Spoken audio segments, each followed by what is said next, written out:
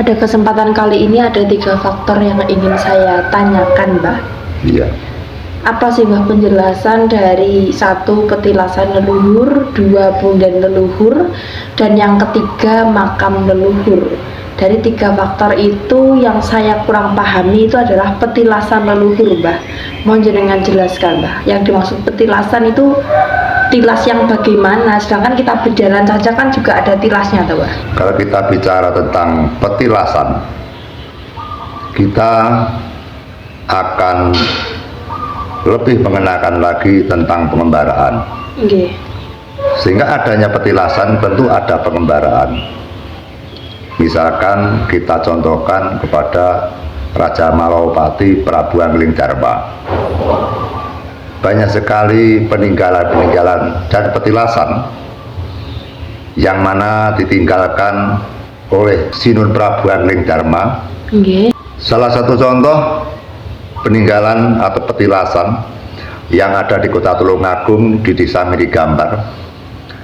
Di situ juga ada petilasan bekas-bekas yang mana pada saat Prabu Anglingdarma mengembara, mereka singgah di daerah Tulungagung yang mana identik dengan cerita-cerita, yaitu kisah-kisah daripada Meriwis Putih. Nggih.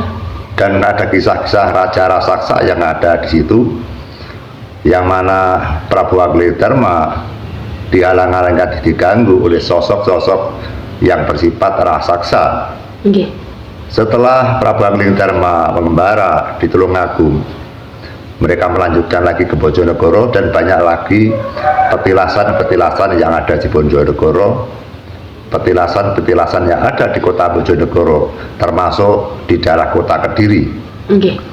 Namun dengan demikian, perjalanan daripada Sang Prabu Anglingdarma yang mana mereka berjalan setapak demi setapak, dengan arti Sang Prabu Anglingdarma adalah bisa dikatakan topo ngalam, mereka menelusuri alam semesta raya, dan sambil Sang Prabu Anglingdarma mencari guru yang layak diguruni, karena sosok Prabu Anglingdarma memang senang kepada ilmu-ilmu, yaitu yang bersifat ilmu kepangeranan atau ilmu ketuhanan, atau ilmu yaitu keduniawian. Sehingga Sang Prabu Anglingdarma juga menguasai ilmu kesaktian. Dari kisah-kisah petilasan yang berada di daerah terutama Jawa Timur, banyak sekali yang mana setelah petilasan itu ditepati oleh sosok orang yang berwibawa dan orang yang sakti, maka selanjutnya petilasan itu juga dibuatkan sebuah yaitu bangunan candi atau beberapa batu, yang mana batu itu diletakkan di situ hingga sebagai pengingat-ingat bahwa Prabu Anglingdarma pernah yaitu bertempat di situ. Nggih. Tentu pada saat sosok Prabu Anglingdarma meninggalkan yaitu petilasan, tentu di situ juga ada cerita-cerita, sehingga mustahil apabila Sang Prabu Anglingdarma berhenti ke tempat sesuatu yang mana mereka tidak mendapatkan sesuatu, baik mendapatkan halangan, cobaan, atau mendapatkan ilmu-ilmu kesaktian atau ilmu leluhur. Nggih. Sehingga yang namanya petilasan adalah merupakan bekas atau sejarah atau hikayat para raja atau para satria, yang mana mereka memiliki kisah-kisah yang tidak dapat dilupakan. Oke. Terus kemudian untuk yang kedua, Mbah, punden leluhur itu apa sih, Mbah? Terima kasih. Kita melihat berbagai petilasan-petilasan yang ada di Kota Kediri misalkan, banyak sekali yang mana petilasan-petilasan itu diagungkan, banyak yang menanggapi itu merupakan makam. Seperti halnya kita tahu bahwa Sinun Prabu Sri Haji Joyoboyo, beliau tidak meninggal dunia, mereka diterkenalkan yaitu mukswa. Iya. Yang diartikan mukswa, mereka menghilang atau mati bersama jiwa dan raganya. Nggih. Sehingga kerajaan yang ada di yaitu Pamenang atau yang sekarang ada di daerah Kota Kediri di Desa Pagu, yang mana itu merupakan petilasan daripada Sri Haji Joyoboyo, banyak sekali yang mengatakan itu adalah makam Sinun Prabu Sri Haji Joyoboyo. Namun di situ juga sejarah menyantupkan bahwa di situ bukan makam Prabu Sri Haji Joyoboyo, namun merupakan petilasan atau tempat-tempat pamuksan sejarah-sejarah di era tempo dulu, yang mana disitulah saksi-saksi di masyarakat yang menyatakan bahwa tempat itu adalah tempat petilasan atau tempat pamoksuan, artinya tempat yang mana hilangnya atau meninggalnya Sang Prabu Sri Aji Joyoboyo, meninggalnya yang tanpa jejak, tanpa ada bukti, tanpa ada tulang belulang, hilang seketika, maka masyarakat mengatakan adalah tempat itu adalah tempat pamoksan Sin Prabu Sri Aji Joyoboyo. Apakah itu juga dinamakan punden, Mbah? Tempat pamoksan atau petilasan yang agung, petilasan yang sakral bisa juga dikatakan punden karena merupakan pepunden atau persembahan yang agung, persembahan sosok orang-orang yang berwibawa, orang-orang yang punya pengaruh tinggi. Yang namanya petilasan bukan merupakan makam dari jasad manusia.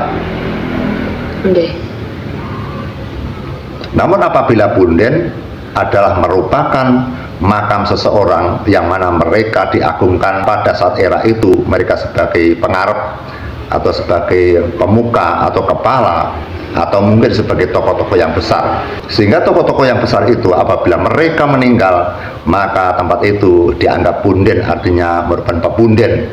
Artinya pepunden adalah merupakan orang-orang yang dipertuahkan, orang-orang yang diagungkan, orang-orang yang sangat dihargai di masyarakat.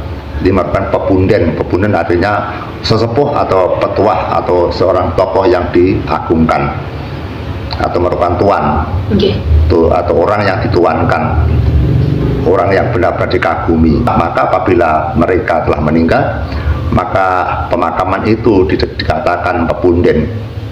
Sehingga di masyarakat bercampur aduk, kadang-kadang hanya merupakan pohon saja, hanya merupakan batu saja yang tidak ada jasadnya, tidak ada mayatnya, sudah dikatakan pepunden. Makanya kita di sini mengadakan klarifikasi, kita mengadakan yaitu penjelasan bahwa agar kita bisa membedakan apakah itu punden, apakah itu petilasan. Kalau petilasan hanya merupakan jejak-jejak, yaitu sejarah-sejarah para raja atau para satria dulu yang mereka memiliki sejarah di situ, dan bekas-bekas yang dimaksud bekas bukan bekas kaki, saudaraku. Yang dinamakan bekas adalah tinggalan sejarah. Misalkan Prabu Angling Darma, mereka di Kota Tulungagung, maka mereka yaitu punya sejarah, yaitu sejarah Mirip Kute. Di situ juga punya musuh yang sangat besar, yaitu Prabu Kolowerdoto dan Prabu Kolowerdati, yang mana mereka merupakan raksasa yang besar, sehingga menjadikan yaitu pertempuran yang sangat sengit, pertempuran sangat besar sekali, sehingga pertempuran yang bersejarah tinggi. Maka di situ dinamakan petilasan Prabu Angling Darma, dan setelah Prabu Angling Darma loncat dari situ, mereka meneruskan pengembaraannya, maka tempat itu diagungkan di masyarakat hingga diberikan ya bentuk-bentuk monumen atau sebuah kenang-kenangan candi.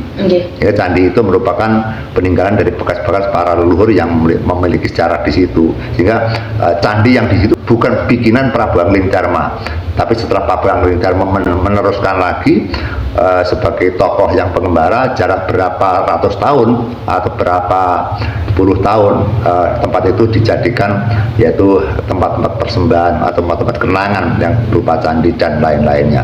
Makanya di sekeliling candi itu kan pasti kayak ada relief-relief cerita. Ya, pasti menceritakan sejarahnya.